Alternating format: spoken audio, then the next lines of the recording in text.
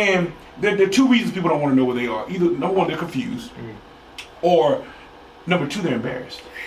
So the embarrassment of where I am, the embarrassment of not being further along, often keeps me from looking in that mirror because I don't like what I see. I don't like to face the issues that I have. So I'll just make a bunch of movements, sometimes to anesthetize the pain. Because what I've learned is that people that don't like where they are, they don't like quiet. Because quiet makes them think about the lack of success. Quiet makes them think about the real issues. So I'll just stay busy. Because if I just keep moving, the noise will even drown out my own thoughts.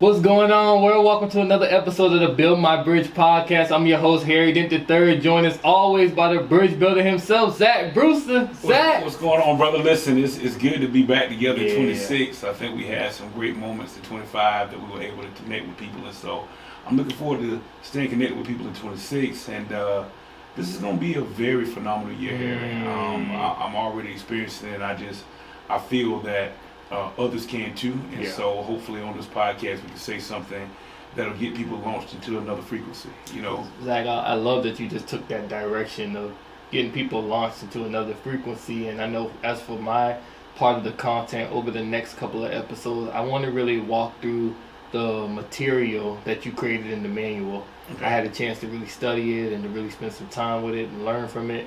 And you know, today I want to kick off with look in the mirror.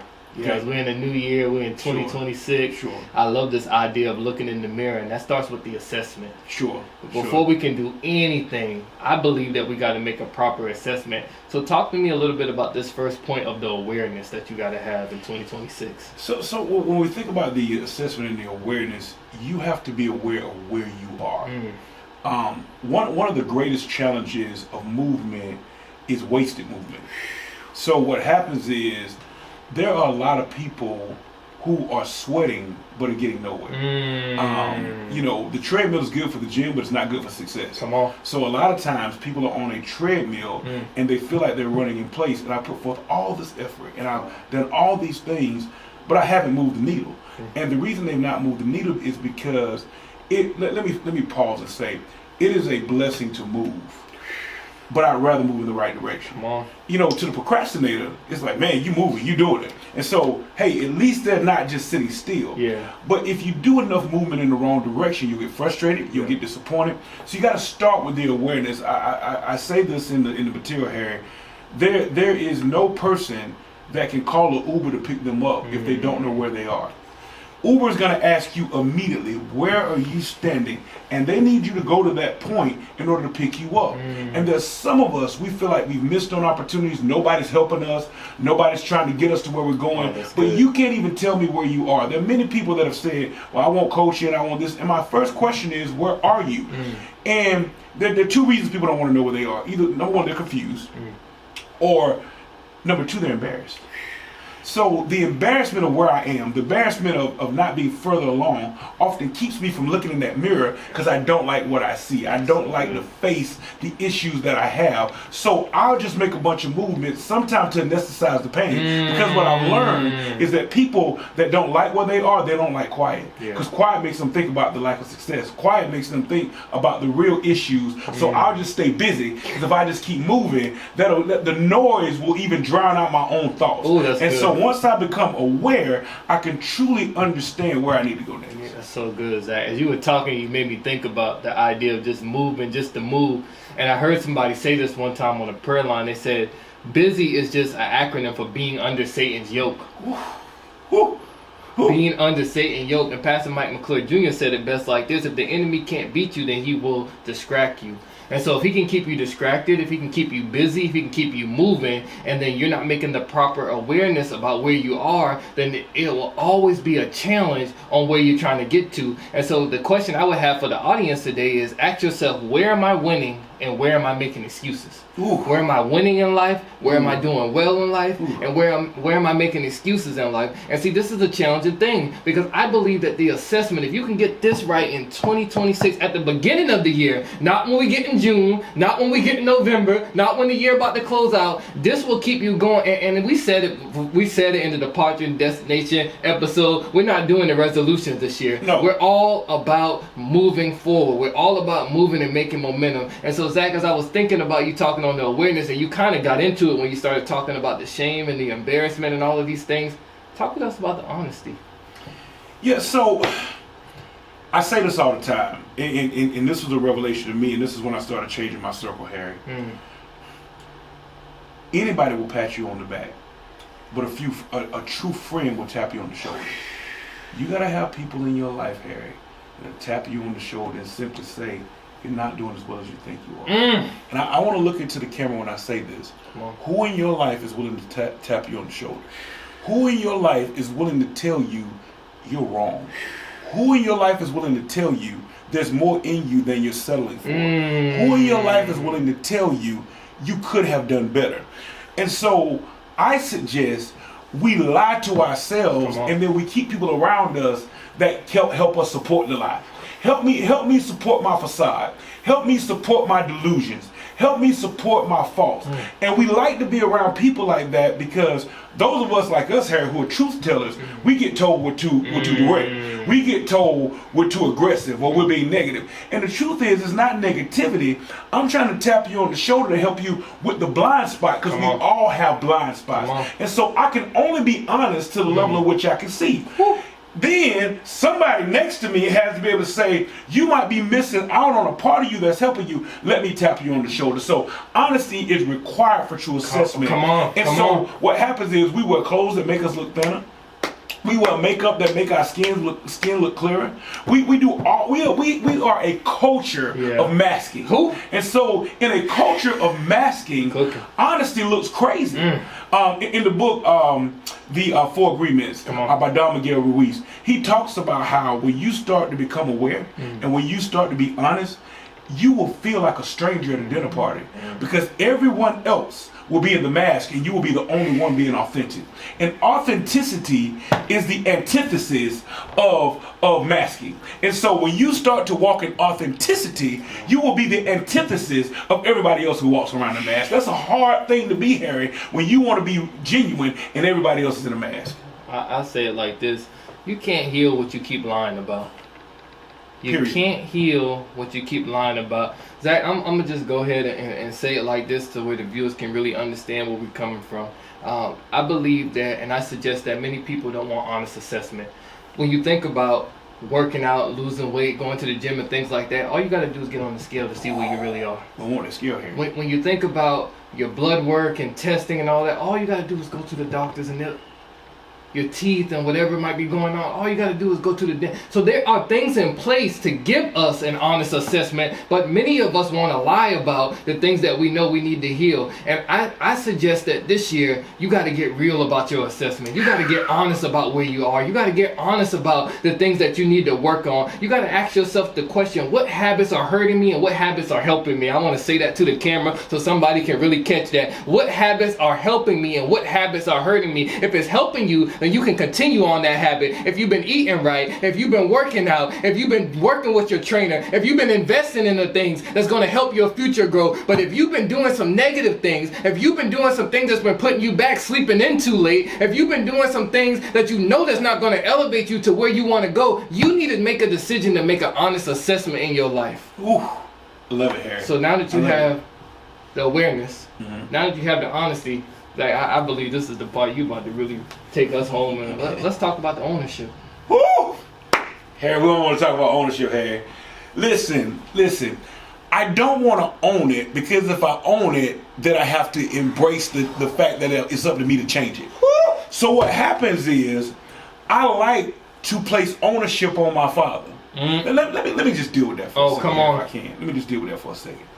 Listen, at 7 years old, I had one of the most hurtful experiences ever, realizing that my dad just wasn't there.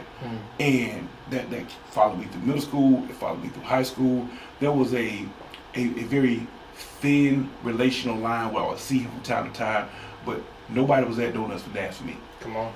Nobody was at my games when I look back in the stands. I'm just gonna say it like this. I needed to tell that part because what I'm about to say is about to sound harsh. At 47, I can't afford to be 7. Woo! Let me say that again. At 47, I can't afford to be 7. So the 7-year-old version of me that had an experience that hurt me, I can't afford to walk that in at 47 and make an excuse as to why I don't own my own behavior. So what happens is, at 47, I like to blame 7 and keep pointing at 7 when I had 40 years to change it. And so I'm sorry they hurt you. I'm sorry they disappointed you. I'm sorry they didn't hire you. I'm sorry they didn't promote you. I'm sorry that they didn't help you. I'm sorry that they turned their back on you. But at some point, you gotta own the fact that if we are true, and let me just call it what it is, as a pastor, I live Romans 8:28. All things work together for the good of those who love the Lord, for those who are the called according to his purpose.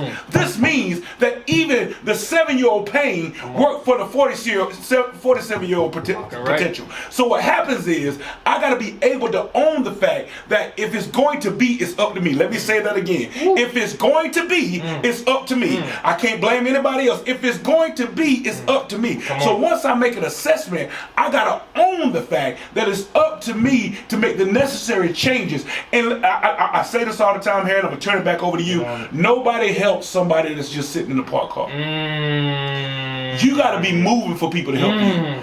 I'm tired of people sitting in parked cars thinking that somebody's just going to tap you on the window and ask you, can I ride with you? The only people that ask for a ride are with cars that are already moving. So you start moving and God will send the partners. You start moving and God will send the right people. You start moving and God will open the door. But there's some of you, you're sitting in pain that was added up from years ago, and you're not owning the fact that you got to start taking steps for anybody to walk with you. Yeah. I'm staying on that, Zach. I love the correlation between the 7 and the 47, and I believe you had to ask yourself this question when it comes to ownership. What am I willing to stop, and what am I willing to start? Am I willing to stop the victim mindset to start the growth mindset? Am I willing to stop the complaining to start the gratitude? Am I willing to stop the overspending to start the saving and investing? There's got to be some things that you take ownership on that you have to stop in your life so that you can start in your life. Like Zach, you said it so perfect. I apologize. I apologize for the hurt that you experienced. It's not your fault of what happened to you, but it's your fault to heal what happened to you. And so when you get to a place in your life where you say, I'm going to take the victim mentality off, I'm going to take the victim approach off, and I'm going to take some ownership because it's my life, it's my responsibility, and it's my way of living. And I don't have to operate in dysfunction. I don't have to operate in toxicity. I don't have to operate in negativity. Whatever you want to create, you got to start dreaming. I always say this quote, and I will continue to share it with people. The thing between dreaming and doing is discipline.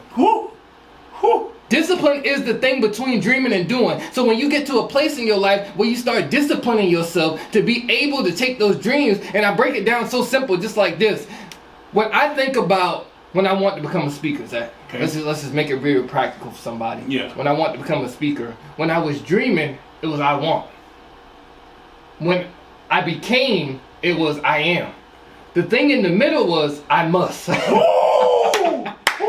I must get an opportunity. I must get a platform. I must get some type of way to get myself introduced. So it didn't matter if I was speaking to 1, if I was speaking to 1,000. Whatever I had to do to become a speaker, now I can say that I am a speaker. Same with the podcast. It started at a coffee table. We wanted to start a podcast. We had a dream to do a podcast. We must get some equipment. We must get a camera. We must get some lights. We must get a microphone. And now we are podcasters. I need for somebody to understand. When you get to a place in your assessment where you understand all things are working together for the good. When you understand you walk by faith and not by sight. When you understand that you got to take the first step. I said it in the first episode and I say it all over again. The journey of 1,000 steps starts with 1. You got to take that 1 step. And I came to meet you at the beginning of this year to let you know, make that assessment, get that awareness. If you need to connect with somebody, connect with the right person to give you that blind spot tap and stop patting you on the back for pulling pulling you to the side. If you need to get with a person that's going to keep it honest with you, don't always lie to me. Don't always tell me what I need to hear. I need to get out of a circle of yes men. I need to get out of a circle of people who only want to tell me what they think I want to hear and start telling me what I need to hear. Yes, sir. And then, last but not least, I need to take ownership. I need to have some accountability. I gotta have some accountability. I gotta understand. Yes. That if I really want to go somewhere else, if I really want to get to a better place, then it starts with looking in the mirror. Not blaming everybody else. Not blaming my parents. Yep.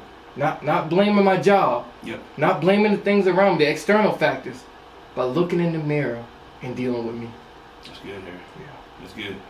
Listen, this is Build My Bridge 2026. We'll be coming back with more episodes. How can you help us? Like and share, subscribe on YouTube, and last but certainly not least, if you want to build your bridge, we'll help you.